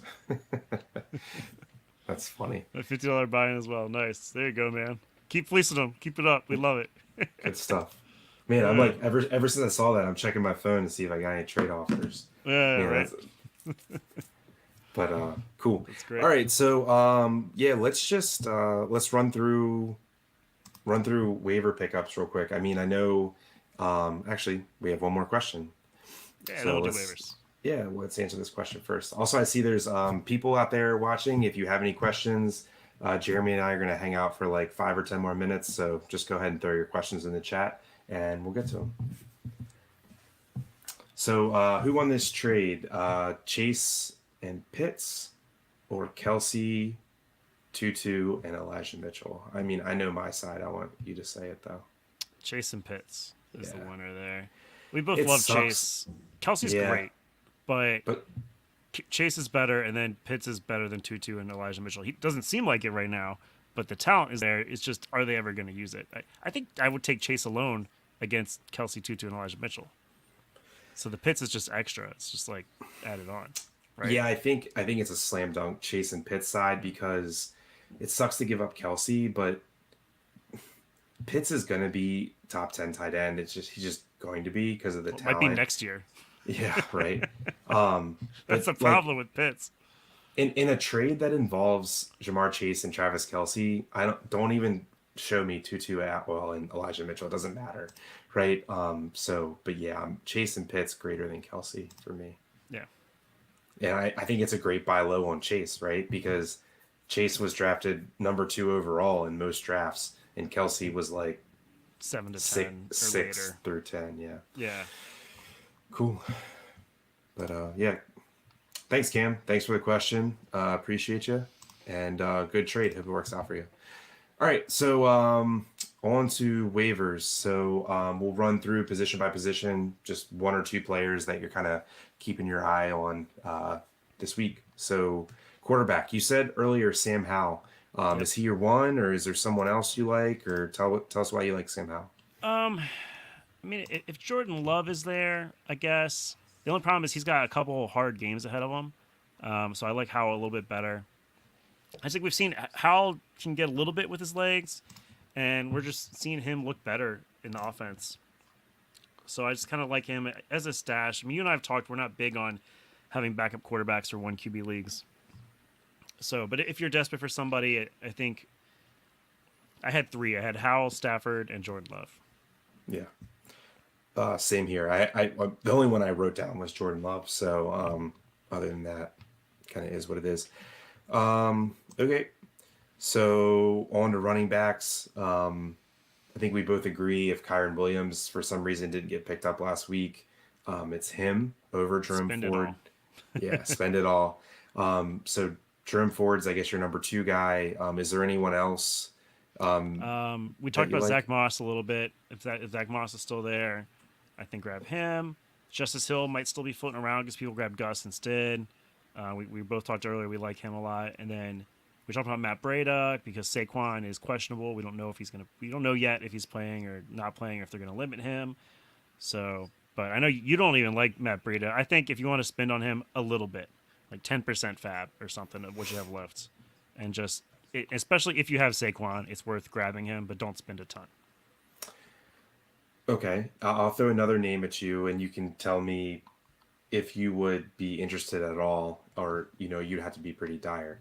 Um, Cream Hunt. Yeah, he's popped up everywhere. I don't think so yet. If you happen to have some like all those other guys, I'd rather have. Let me put it that way. If you have a league you're in with a deep bench and you can stash them for like cheap, go for it. I did have one other name, Roshan Johnson, if he's available. You Hey, talked about. Yeah, I didn't talk about him because I just assume he's not available. yeah. Love You never Roshan. I mean, know. I A lot think of he's home a starter leagues. there. Yeah. Yeah, Yes. Yeah, I but pretty that's all I much had. I would like Roshan up there with like Justice Hill, probably ahead of Justice Hill actually. Yeah, Cool. All right. But yeah, the Kareem Hunt thing, the reason I bring it up is because I just think you're going to get him for free this week. And once he signs with the team, it's not going to be. So that was my rationale there. But yeah, yeah. I'm not You can like, stash him. yeah, I'm not foaming at the mouth for him. Cool. All right. On to receivers. Who you got? So for receivers, I've got Tank Dell. We've talked about it a few times. Tutu Atwell. Both those guys. Jaden Reed for Green Bay. He looked pretty good this week. Didn't have like a ton of targets, but kind of everybody there had a similar amount of targets. And he's a rookie, and I like buying on rookies that are doing well. And then we talked a little bit about Rashad Bateman. Just if Odell's really out for a while, we could be seeing him get a lot more targets. He got a bunch last year. He hasn't this year yet, but I think he's worth a stash. I just had those four. Cool. I like that. Yeah, I think there's a little bit of fool's gold this week in wide receiver. Marvin Mims. It would have to be a pretty deep league for me to take a shot on Marvin Mims, Yeah, just because of his, route participation was really low. And also Brandon Johnson. That's just a no for me too on Denver. I think a good pickup if I think he's for some reason he's still available in a decent amount of leagues. Romeo Dobbs, love yeah, that. If anyone, just absolutely got frustrated with Christian Kirk week 1 because he had no points and they dropped him. I mean, he was far and away their best receiver in yeah. week 2. He had like 10 catches, 11 catches. I doubt any Christian Kirk's available, but you never know. I mean, people get frustrated quickly. Yeah, other than that, let me see if I can find an interesting one to talk about. Yeah, Nelson Aguilar, that's a pass for me. I think that's probably going to be his best game of the year. Yep. There wasn't anybody else I really liked. Yeah, that was about it. Chase Claypool caught a touchdown. That was interesting. Yeah. Still not interested though. I had Rashid Shaheed. We talked about last week. If he's still hanging around, he's maybe worth it. That's kind Big of play it. guy. Yeah. Yeah. Cool. All right. On to tight end. Still a disaster, but I think there is I have some a cool name. pickups here. You have a name One or name. the yeah. Hunter Henry. I think we've seen it a couple weeks in a row now. He's getting targets. He's getting touchdowns. I think if he's available and you need a tight end, grab him and start him right away. It seems like the Patriots are using him. Yeah, I agree. You can't argue with stats, right? I mean, he has 13 targets in 2 weeks. He has 2 touchdowns. I mean, I think like Laporta is kind of the more fun, sexy name, like long term Yeah. that Well, I'd I be think he's interested just in. on every team already. Is he okay? Yeah. Maybe some in the home leagues, maybe not. So that's Yeah, true. You might be able to find him somewhere.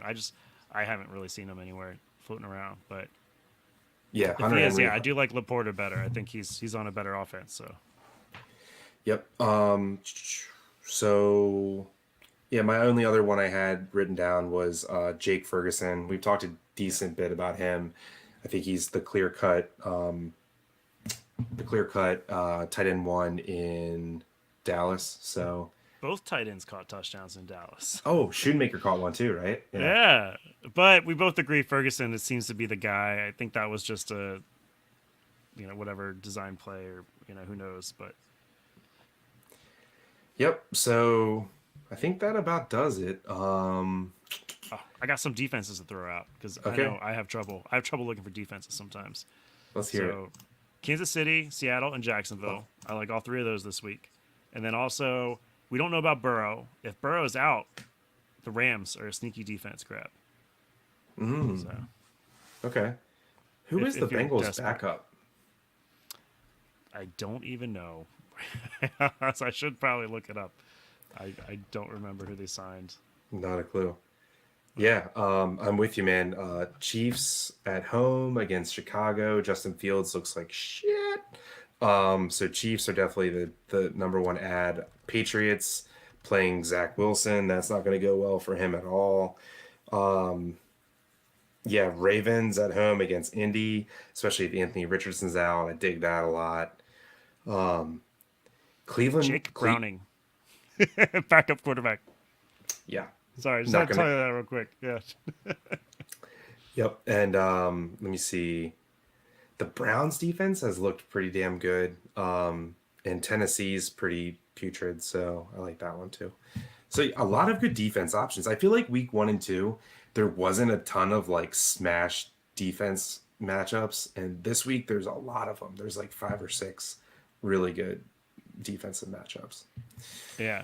Then I had a few games we didn't talk about. Just Kansas City, Kelsey's back, touchdown. Sky Moore touchdown. Keep Sky Moore on the radar. We talked about Kadarius Christian Toney Kirk. catch Kadarius Toney has hands. catch has a hand. Attention. Yeah, He has hands. yeah. We talked about Kirk being back, Christian Kirk. The Jags did not look good, though. Hopefully they can turn that around. The Chargers also didn't look great. Kelly's not great. But Keenan Allen goes crazy, so all good there. Derrick Henry's still amazing for the Titans. And Treylon Burks with the little 3 receptions, 75 yards. Not bad. And then we got Atlanta, Drake London coming back. I said not to start him last week. I'm sorry. Yeah. I did not start him, for the record. I benched him, and I was very sad about it. But what are you going to do? It's Arthur Smith. Who knows what he's going to do? But he's throwing to Drake London again. He caught a touchdown. He got some good yardage. You put him back in your lineups. All good there. Pitts, unfortunately, unstartable. I think I can start Kyle Pitts right now. Dude, DJ Moore is the only star. What? Oh, you're still starting him? I have 2 leagues where I have my options are Pitts, Ferguson, or Kincaid. Probably Kincaid. Probably or Ferguson. Kincaid or Ferguson. I can't We've start come Pitts. a long way, man. He's getting 0. He's getting nothing. Dude, I traded 2 first-round picks for Kyle Pitts like less than a year ago. That's tough. But yeah, for the Bears, DJ Moore is the only person that looked good on that team. Mm-hmm. But is that going to be every week? Who knows? And we talked about Rashad White looks good for Tampa Bay. Evans going crazy. Baker's be okay at quarterback again. And then the Jets suck again, and Brees Hall just does nothing. And every fantasy manager with Brees Hall is just throwing their hands up in the air. Like, what happened this week? He But Garrett Wilson gets a touchdown. Yeah. No, he said they're like, why didn't you have such a good game? He's like, they wouldn't let me run. Yeah. He's like, I know there's a way the game was going. It was the game script, whatever. He's just like, I couldn't run, so what am I gonna do? Give me the ball. Yeah. So maybe give one of your best players the ball. See what happens. Nah. Keep giving it to Dalvin Cook. What? He's definitely yeah. Then a quick stab at Dallas. They're very good at kicking field goals. Yeah. A lot of field goals in that game. How many? And CeeDee Lamb goes off. And Pollard's still very good. Yeah, and he the got Giants like 30, are all over 30 the place, touches. man. What do you actually? I had that question for you. What do you think of the Giants? Because I watched some of that game, and they had a great comeback, but it seems like it's Waller, it's Saquon, and Daniel Jones is back for fantasy. He had a lot of rushing yards, but you have those 3, and that's it. You had like Hyatt had a couple big catches, but that was like it. Hodgins had the touchdown, who I like best out of the wide receiver core. I like Hodgins best, but they all had the same amount of targets. They all had like 3-4 targets. That's it. So for fantasy, man, they lose that game like 19 times out of 20. I just think they. I mean, we already thought they would be disappointing fantasy wise to begin with, but they might just not be good. Like at one point they were down 20-0, right? And they lost week 1 40-0. So in the 2023 season, they were down 60 points to 0 at one point. So yeah. The Cardinals are the only team in the NFL that could possibly blow that lead. I just think the Giants suck. I mean, there's no one except for Saquon and Waller you want any part of. I thought Daboll was going to do a better job. I thought they were going to be a better offense, and they are not. Yeah. The business circuit. One more question here. 8-man, full PPR, Mahomes, Eckler, Pollard. Yep, stacked. Wilson, Gabe Davis, Waller, McLaurin, Tutu, Carves. I'm 0-2. In what position should I upgrade and who should I trade? So start Kirk over Gabe Davis would be my go-to there. Christian Kirk? Yeah, Yeah. he's got that on. He's So got that as a bench guy. I would say for an 8-man league, your receivers are not good enough. Yeah, I would. we're talking about buying low on Jamar Chase. Yeah, I would trade. How about Terry McLaurin and Najee Harris for Jamar Chase? Yep, down with that. You're not really. Well, he's probably using Nahi because Eckler is out. He'll be back this week. So I don't know who his other. Have you heard? I haven't heard that he's I officially just back. think he will. I think he kind of, sort of, almost played last week. Yeah. But So no, I like here's- that. McLaurin and Nahi for Chase seems like a slam dunk to me, and that gives you Chase, Wilson, and Kirk as your top 3 wideouts. Solid. Another option: trade Deontay Johnson for Nico Collins. Someone might do that. I think the Nico Collins hype is too high. Really? We've been learning. We've been seeing all these Nico Collins trades coming in your inbox, man. I think the hype might be too high I don't know, man. to go after. But I don't think Tutu Atwell should be owned in an 8-man league. Also, yeah, that's probably true. You could probably in an 8-man league, you might be able to find some help on their waiver wire. Drop Tutu and grab Jerome Ford. If Kyron Williams is there, grab Kyron Williams. yeah. Someone wants Waller from me. Should I try to trade him for Amon Ra?